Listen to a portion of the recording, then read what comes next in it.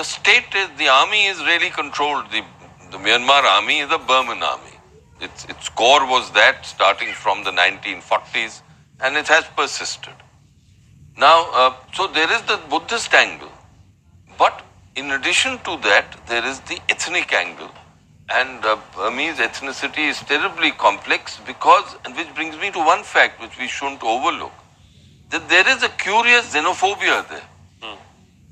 Because of the way the British treated Myanmar, or Burma as it was then called, allowing a settlement, a lot of people from the subcontinent.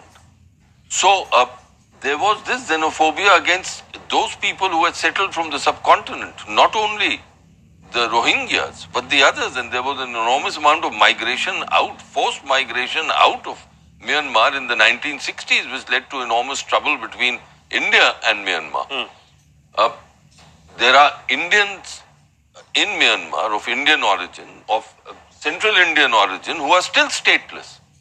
So it is not only the Rohingyas, that is one aspect, but there is this problem which still persists, and we often overlook it, but it's a fact. Sure. Okay. All right. From a security point of view, General, how should we be looking at all of this? I think the security calculus has changed now. And I think the best way to get security into India's northeast is to really get the Act East policy going. It's now I don't think we should really be looking at guns. I think you have to look at totally different mechanisms. Insurgency has come down a very great deal as far as northeast India is concerned, except for Manipur where there's some level of violence. In other areas, by and large, it is under control. And the capacity of the insurgents to stay and have bases across the border in Myanmar is also getting squeezed. Now, I think one of the problems which we will have to face is if this friendship between China and Myanmar develops into a bear hug, as we call it. I'm concerned because some of the insurgent groups within India have actually gone to China for training, and then their move back could be facilitated. Those are the problems which we will have to deal with. But I think the best course of action is to really get the Act East policy going, to get your communication corridors onto Myanmar and onto Thailand going. We are talking of BCIM, we are talking of other structures. We are also revitalizing the railway infrastructure within Thailand. Now, I think all these things have to be given a push, and I think we require a dedicated organization to do so. Our problem has been that while the intentions have been very good, the delivery mechanisms on the ground have remained slightly weak. One of my colleagues from Myanmar had actually told me, he says, when the Chinese premier comes and tells us we'll give you a road within 1 year, within 1 year we have that road or bridge or whatever has been promised.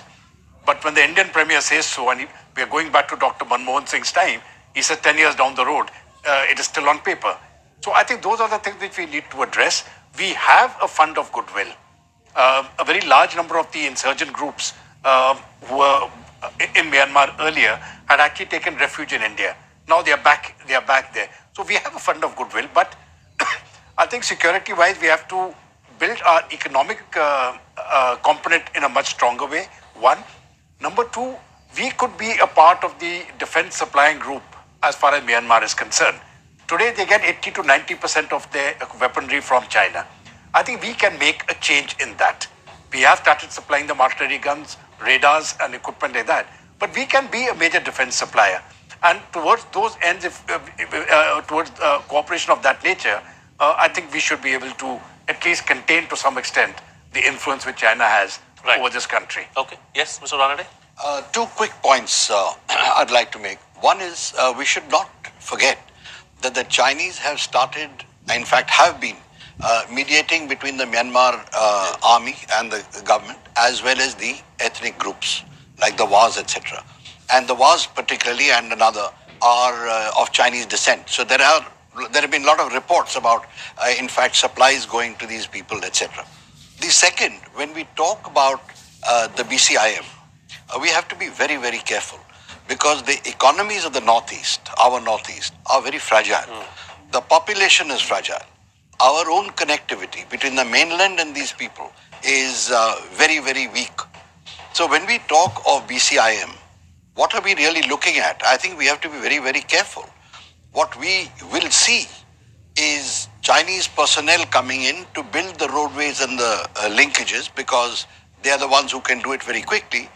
And today, when you have problems in the Northeast, or problems of who belongs to which place, you're going to have another element coming in, including an element which already lays claim to Arunachal Pradesh. So I think we have to think things very carefully. We can't go by, gunshot estimates. So I think these are things. Act East is good. We can act East, but we have to be very clear on what areas we are going to act East on. Okay, that is a note of caution I'd like Sure. to. Time now to get closing comments from all my guests. I've got 2 minutes left on the program, so I'm going to ask you to be brief with the best way forward. Starting first with you, Ambassador. I think we've got to increase our interaction with Myanmar very, very substantially. We've got to pay much greater attention at the execution of the projects we've committed to. The External Affairs Minister, Dr. Jaishankar, said recently that that record is improving, but I think far more work is needed in that direction. And we've got to think of innovative ways.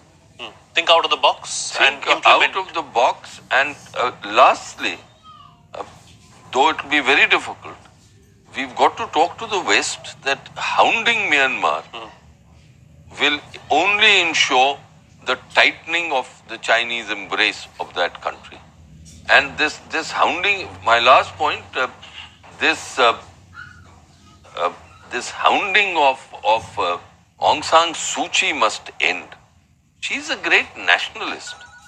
And that was what was overlooked when the West in the past thought that she was an icon of liberty.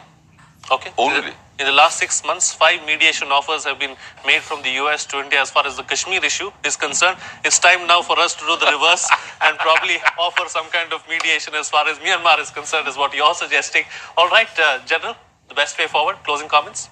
No, I will go completely with what Ambassador Kaju has said. But I think as far as economic cooperation is concerned and building the infrastructure, I don't visualize when I'm talking of building infrastructure getting the Chinese on board. Certainly not in Indian territory. So what we do in our territory will be ours. It is going to be an Indian project in India. China can do whatever they have to do in their side. But unless we sort out connectivity issues, road connectivity, rail connectivity, and air connectivity, we have to sort out all these 3 issues. India can be the hub. The Northeast can be the hub for many things, for sports, for medical facilities, where the entire, from Myanmar and Thailand, people can come for treatment. So there are many things which we can do in India which will revitalize the Northeast and which will actually revitalize the entire region. Right. And I think we should go for that. Okay, all right. And Mr. Ranade, close the show for us with your concluding. Well, I think we should maintain not only our engagement with Myanmar, we need to improve it, we need to escalate it to whatever levels we can. We certainly need to keep talking to the West. It's not that we are not talking to them. I think maybe talk a bit louder. As you said, if they can talk to us about Kashmir, why don't we talk to them about Myanmar? But I think we also need to engage with the West and at international fora on the Rohingya issue, where we can take a position which the Myanmaris are not uncomfortable with and which suits us also. So that kind of a situation we'll have to nuance and take it forward. And I think that will help us in preventing the Chinese from acquiring even more space in Myanmar. Okay, all right. On that note, then we'll call it a wrap on this edition of India's World. Thank you to all my guests for joining me on the program and putting things into perspective for us. We'd like to hear from you as well. Do share your feedback with us. Our email ID is indiasworld.feedback@gmail.com. You can also tweet to us using our Twitter handles at FRP09 and at Rajya Sabha TV. That's it from me. See you again next time.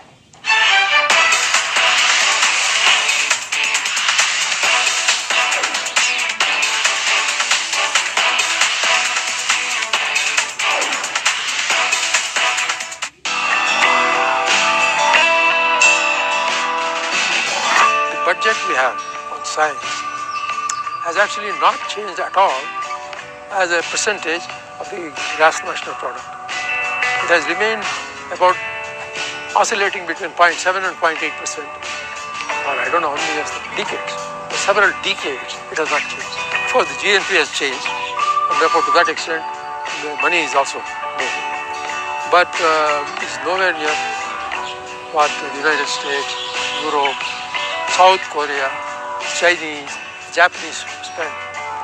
Now if you don't spend that money, you will not be able to get to that league very fast. So I do think that that has to change.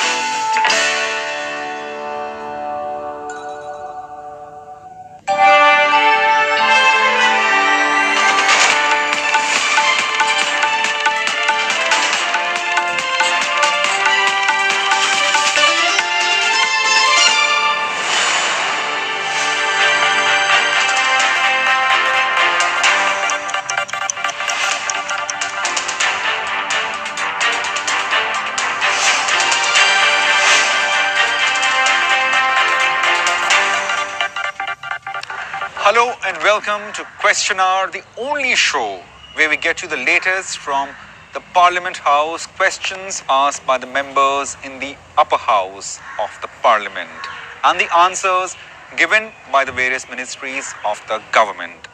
I'm Rajat Kane and I'm joined with my colleague Kriti Mishra. Thank you so much, Rajat. So let's take our viewers through important questions and answers in this edition of Question Hour.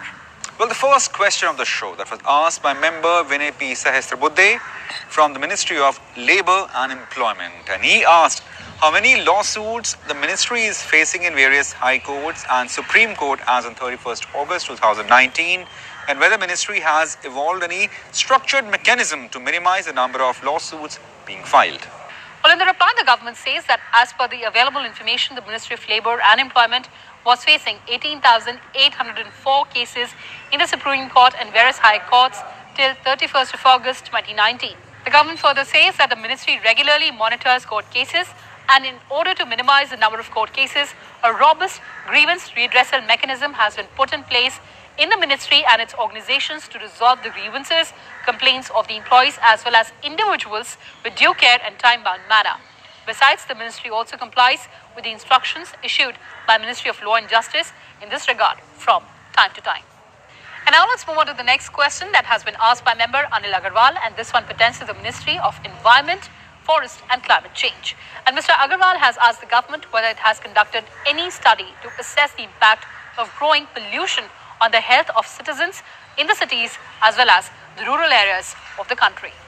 But replying to the question, the ministry said that Indian Council of Medical Research under Ministry of Health and Family Welfare along with the Public Health Foundation of India and Institute of Health Metrics and Evolution has conducted a study, India State Level Disease Burden Initiative. The report titled India Health of the Nation State, the Indian State Level Disease Burden Initiative was published in the year 2017. The study report provides distribution of diseases and risk factors across all states of the country from 1990 to 2016. The 5 leading risk factors for disability-adjusted life years in 2016 includes child and maternal malnutrition, air pollution, dietary risks, high systolic blood pressure and high fasting plasma glucose. Well, the study also reported that the level of exposure in India is among the highest in the world. The DALY due to air pollution increased by 23.6% in India from 1990 to 2016. However, there is no conclusive data in the country to establish direct correlation of disease, death exclusively due to air pollution.